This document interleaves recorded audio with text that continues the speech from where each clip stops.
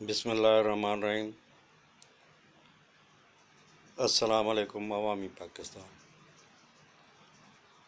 अवामी पाकिस्तान जिंदाबाद। जनाब, मैं बोल रहा हूँ मंजूर आज़ाद, और ये है अवामी सियासत। जनाब, पाकिस्तान जब से कायम हुआ है, ये सियासत के अजीब तमाशे इस मुल्क में चलते रहे हैं। इस वजह से ही इस मुल्क ने कोई एक राह नहीं ली और किसी सीधी राह पर या किसी मजबूत राह पर नहीं चला, मगर हमेशा सियासी तौर पर पाकिस्तान डावाडोल चल रहा है।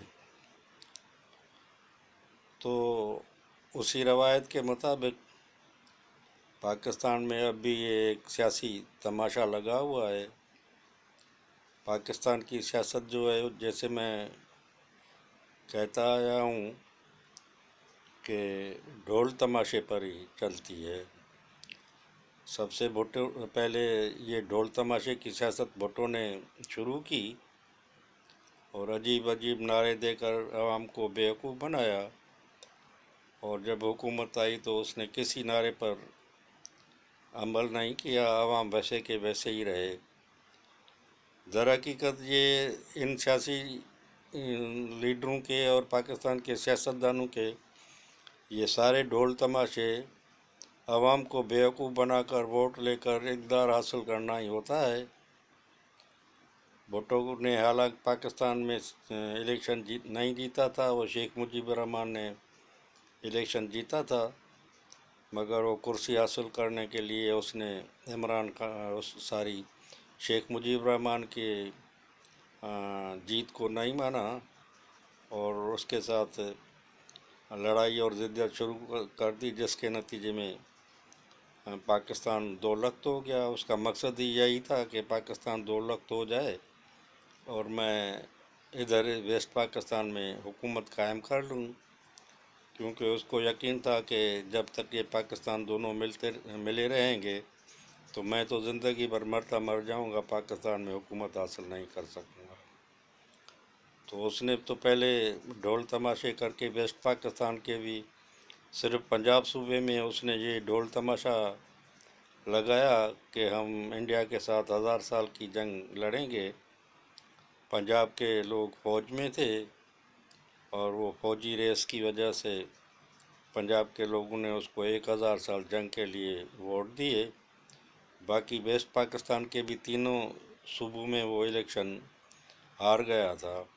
बलूचिस्तान और सरहद में तो उसने कोई सीटें ही नहीं ली, शायद 1 या 2 सीटें ली थी। सिंध में भी अक्सरियत उसने नहीं दी थी। सिंध असम्बली की 60 सीटों में से उस वक्त उसने सिर्फ 27 सीटें हासिल की थी, और मरकज़ी असम्बली में भी सिंध में उसने अक्सरियत हासिल नहीं की थी, मगर पंजाब की सारी सीटें वो ले गया था। जिस तरह शेख मुजीबुर रहमान उधर मशरक़ी पाकिस्तान में 1 सीट या 2 सीट के सिवा सारी सीटें ले गया था।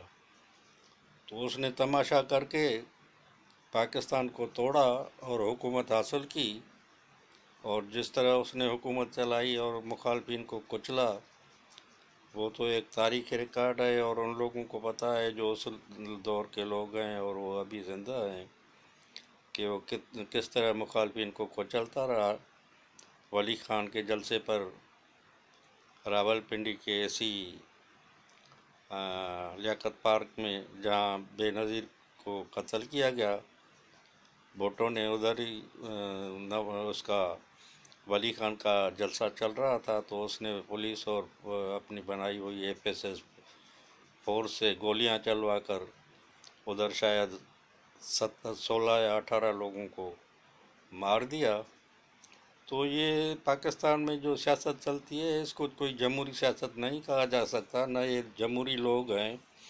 ये तो सिर्फ इक़्तिदार और कुर्सी के भूखे हैं, और कुर्सी के लिए सब कुछ, जितने झूठ, जितनी वो धोखेबाजियाँ, जितनी गद्दारियाँ इनको करनी है वो करनी होती हैं और वो कुर्सी पर जाकर बैठते हैं। तो भुट्टो के बाद आते हैं दो अदवार जो सियासी चले हैं बेनज़ीर के और नवाज शरीफ के। तो उन दौरों में भी आप देख लें, इन दोनों दौरों में आवाम के लिए क्या हुआ। आवाम के लिए तो कुछ नहीं हुआ, मगर बेनज़ीर और नवाज शरीफ के पार्टी के लोगों ने पैसे बनाए, करोड़पति अरबपति उसी टाइम में वो बन गए। खरबपति तो अब कहते हैं ये जरदारी और ये अभी दूसरा जो 2013 से मोहम्मद नवाज शरीफ का दौर चला, तो इसमें तो लोग सब खरबपति बन गए। तो ये सारी सियासी पार्टियां इधर ढोल तमाशे ही सिर्फ करती हैं, आवाम को बेवकूफ़ बनाती हैं।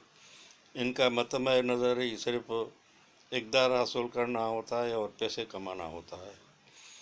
तो अब भी वही।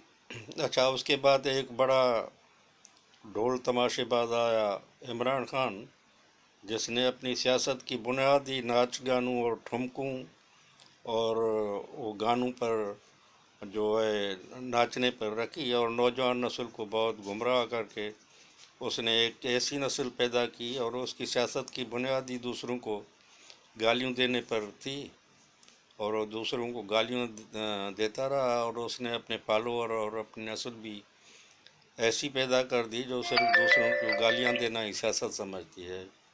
तो इन लोगों के पास तो सिर्फ है ही गालियाँ। और फिर वो इमरान खान ने 2014 के धरने से जो ये नाच गानों की सियासत चलाई और वो गालियों की सियासत चलाई, तो उसका नतीजा भी आपने देख लिया कि मुल्क में कैसी क्लास पैदा हो गई है जो सियासत को सिर्फ दूसरों को गालियां देना ही समझती है। तो इन लोगों के पास कोई सियासी विजन तो होता नहीं है। इनके पीछे कभी कोई इस्टेब्लिशमेंट होती है, कभी कोई इस्टेब्लिशमेंट ही होती है। बेनज़ीर और नवाज शरीफ भी ऐसा ही करते रहे, इस्टेब्लिशमेंट के ज़ोर पर हर दूसरे तीसरे साल एक दूसरे की हुकूमतें गिराते रहे। तो अब भी वही ढोल तमाशे वाली सियासत चल रही है। नवाज शरीफ आया है तो उसको तो अब ज़ाहिर ज़रूर लगता है कि इस्टेब्लिशमेंट की पूरी सपोर्ट है। जिस तरह उसकी आवभगत की गई है, जिस तरह उसके केस ख़त्म किए गए हैं, तो फिर तो ये वही खेल लगता है चल रहा है कि आगे कुछ होता है पीछे कुछ होता है।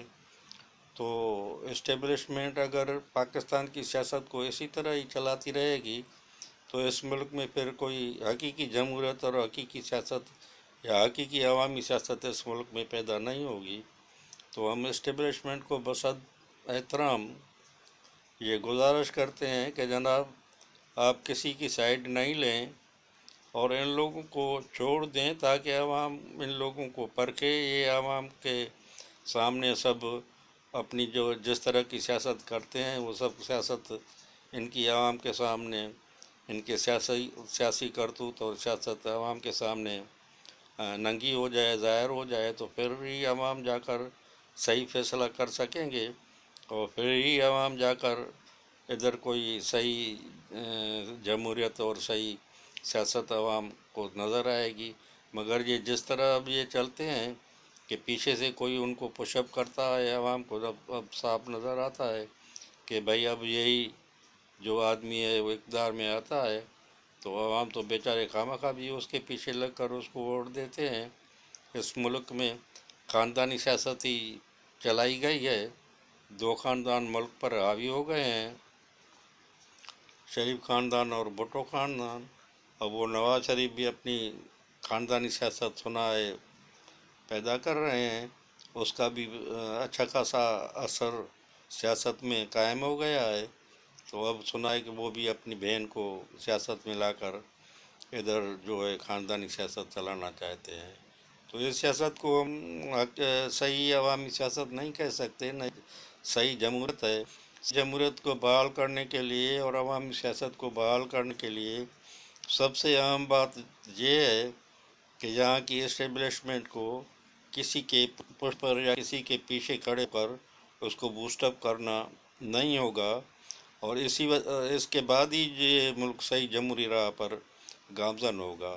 तो इस्टेब्लिशमेंट को, पाकिस्तान को अगर सही सियासत पर और सही जमहूरी राह पर गामजन करना है तो इन सियासतदानों के पीछे खड़ा होना छोड़ दें और सबको अपनी असलियत और अपनी ताकत और अपनी असली सियासी सूझबूझ आवाम के सामने इनकी ज़ाहिर हो, तो फिर पता चलेगा कि सियासत क्या होती है। बड़ी मेहरबानी। हम तो ये व्लॉग सिर्फ इसलिए बनाते हैं कि अवाम में सही बातें लाएं, अवाम के शऊर को बेदार करें और अवाम को हकीकी बातें बताएं और हकीकी जमहूरियत और हकीकी सियासत की तरफ ले आएं, ताकि ये जो ढोल तमाशे की सियासत, नारों की सियासत और इस्टेब्लिशमेंट की सियासत चल रही है, इस सियासत को दफन किया जाए और हकीकी मुल्क में जमहूरियत कायम हो और हकीकी ये जो है सियासत कायम हो।